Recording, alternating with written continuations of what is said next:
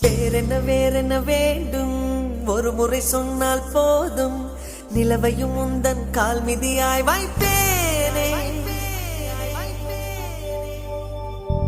சொல்லவும் கூட வேண்டாம், கண்ணிமைத்தாலே போதும், கேள்விகளின்றி உயிரையும் நான் தருவேனே.